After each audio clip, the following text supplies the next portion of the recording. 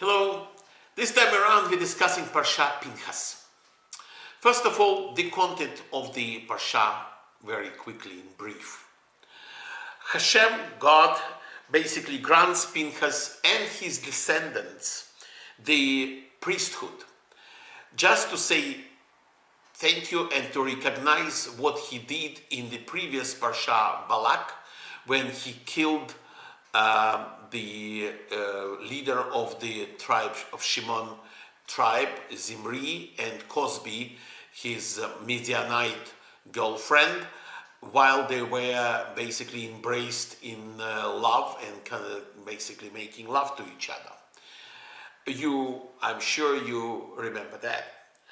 So Hashem basically tells Pinchas that he did the right thing, and to reward him, grants him a status of a Kohen for him and for all his future generations.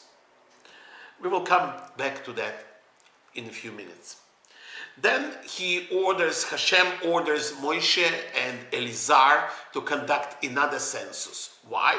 Because as you remember from the previous Parsha, 24,000 people died in the plague, and Israel, the Israelites, about to start conquering the future promised land of Israel. So Hashem wanted to know how many warriors he's got left, and this is actually how we know that 24,000 people have passed away during the plague.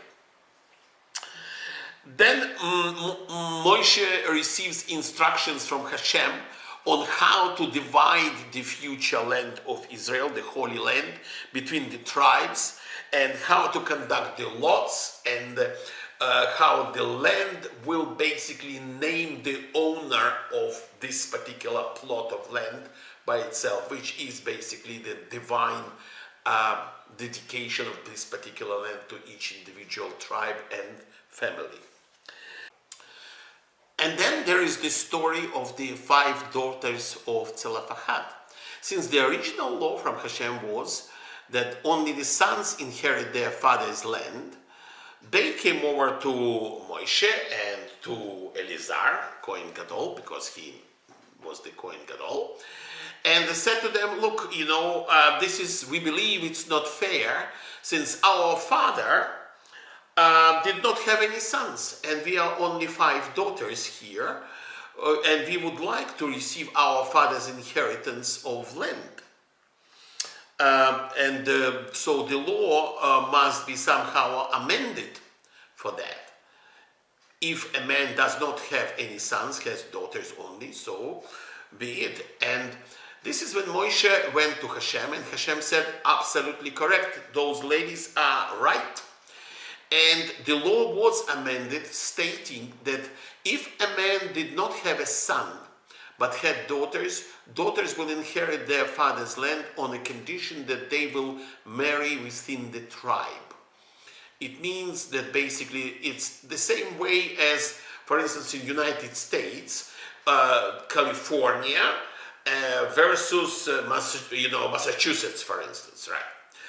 And if somebody has got land in California and then marries, then suddenly the land in California belongs to Massachusetts, and so on. So in order to avoid that kind of a confusion, this law was made up saying that there is a limitation. The lady must marry somebody within the tribe, which was not a problem at all. Now, that basically gives us an idea that the whole perception of women's rights in the Jewish community, with that incident, that one incident was the beginning of the improvement in understanding and male perception of women and women's role in the Jewish world. Right? So if the suffragettes were thinking that they were the first, or Clara Zetkin in Russia was thinking that she was the first fighter for the women's rights, that's not true. Daughters of Zealot, 3,500 years ago, raised the issue of women's rights. The other interesting aspect actually of women's rights here is that at that very moment there were hundreds of thousands of elderly women ready to enter Israel. Why?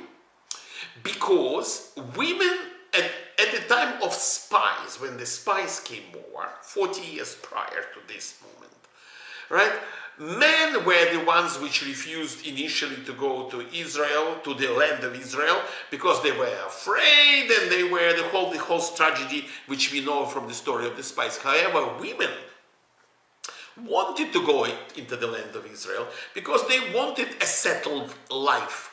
They wanted to have an interaction with the physicality as well as continue their spiritual life, where the men were the ones which were afraid of the physical involvement because they had a wonderful life in the desert, under Hashem's umbrella, protection, and no need to work, and only pray and only study, and no need to provide for your family because Hashem provided manna, clothes, water, everything, shelter, everything was done. So the men were the problem, and so the men basically were the ones who passed away over the 40 years, and majority of those widows were now ready to enter the land of Israel, which is a very interesting point. Then what we have got after the story of the daughters of Zealot, and on this Moses appoints Joshua as the leader, as his successor. Here there was a little bit of a conversation between Moshe and Hashem, because Moshe was hoping that one of his sons will take over, but that was not meant to be. And Hashem clearly stated to Moshe that he should select Joshua, who was his student, and because Joshua was the one who would bring Jewish people to the promised land.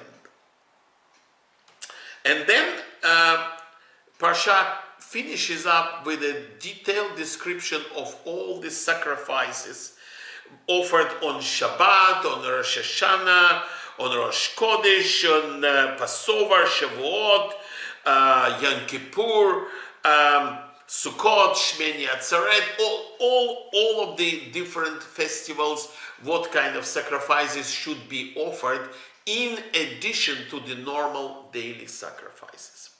Now, what I would like to discuss in a little bit of detail is why Pinchas, who basically is a zealot, he conducted a very gruesome act. He went on the surface. Yes, Zimri and Cosby, after Zimri approached Moshe and said to him, is it permitted for me to take this Midian woman as a wife, and I'm going to make love to her now? And Moshe said, no, Torah forbids that. Then Zimri said, if you recall it from the Parsha Balak, Zimri said to him, but you are married a woman from Midian, because Zipporah, Moshe's wife, was a Midianite. However, she converted, number one. Number two, Moshe married before that we received the Torah, so this law did not apply.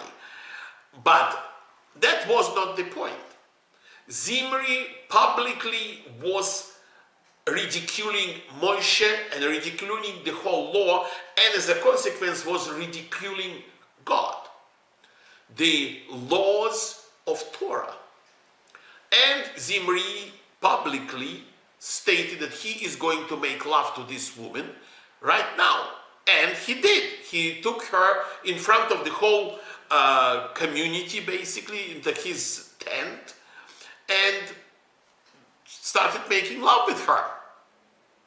Now, we know the whole story of Midianite women that were under Bilam's advice. They came over simply to entice the Jewish men through sexual desire, they were beautiful young girls, right, to sin. right, to conduct acts of immorality, and in the process of that, to start idol worshipping, because the girls were asking them, you will have sex with me, providing that you will say this and this and that, and eat with me the food of sacrifice to idol, whatever it was. So those men did, and which was a definite no as far as the Torah is concerned. Now, when Hashem saw all of this happening, a plague has started. Now, everybody, including Moshe and all the sages, they didn't know how to react to Zimri's absolutely disgusting act of defiance to Hashem. Now, and the important aspect of all of this is in the details, which Torah doesn't say so. It is explained in the Midrash. And this is what has transpired. When Zimri and Cosby went into the tent, Pinchas asked Moshe, is there a law? Because the Jewish law basically says that the capital punishment, death, can be applied only if somebody committed a sin, whatever the sin which is punishable by death, only, and it can be executed only if he was seen by two witnesses who actually warned the person that he is about to sin. And when this person ignored that warning, and it was confirmed, and the witnesses must not be relatives, and must not be... So, effectively, the Jewish courts never ever, in the history of Jewish people, particularly at that time, had a verdict, a Jewish court verdict saying that somebody got to be punished by death, and that punishment was executed. No, it never really happened. Very few times, actually, maybe, I don't know. But there was one exclusion from the rule, and this is what Pinchas has asked Moshe. If somebody commits an immoral act through sexual immorality, and is actually attacked and killed while he is conducting that act of immorality, is that allowed by the Jewish law? And Moshe said to him, yes. So Pinchas picked up his spear, hidden the spear under his coat he was wearing, went to the tent, and he pierced Zimri and Cosby in one hit. He was risking his life. Now, the fact remains that people were dying. Moshe was a bit lost. All the sages were a bit lost, including Elazar. Nobody knew what to do, and people are dying in their thousands.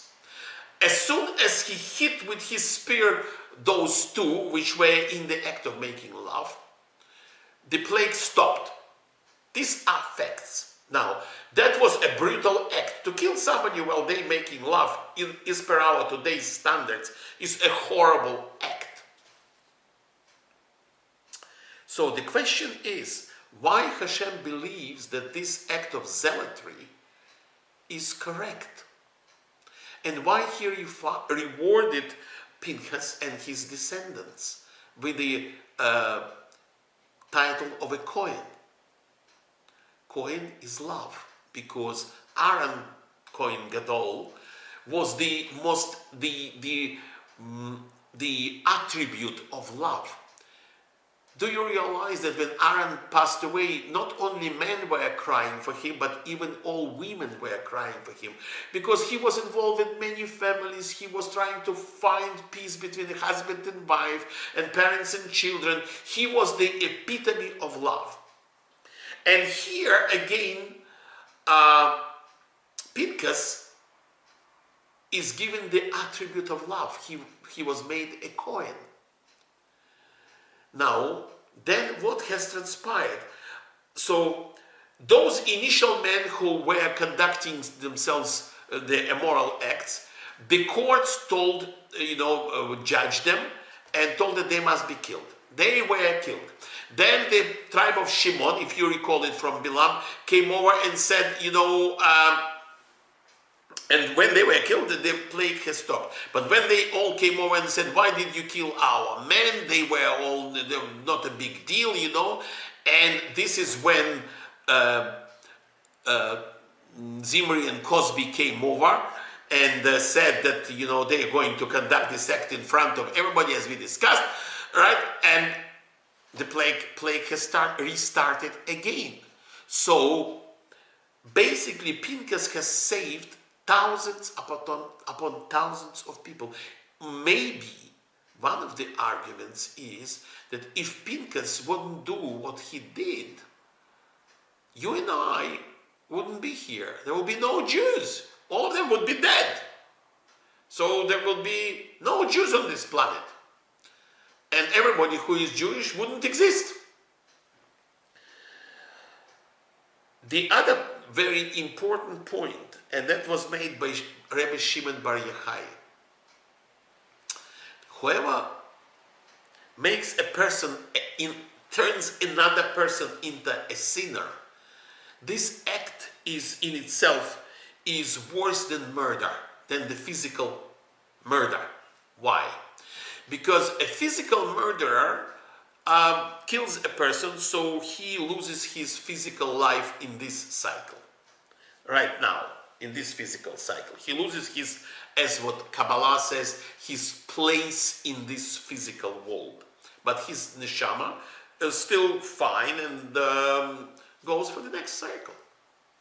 However, whoever makes a person a sinner, he kills this person not only physically, but spiritually as well. He deprives him or her or the lady of his life in the world to come, in the spiritual world.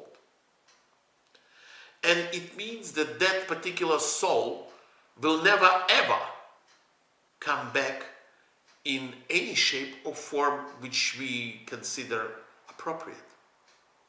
That's one point. The other point is that Pinchas, if you look at Pinchas, yes, he is a zealot. And a lot of people in religious zealotry, today we have got thousands of terrorists all over the world conducting their acts as zealots on the wrong side of God, yes. That's we understand, but they believe they're doing the right thing.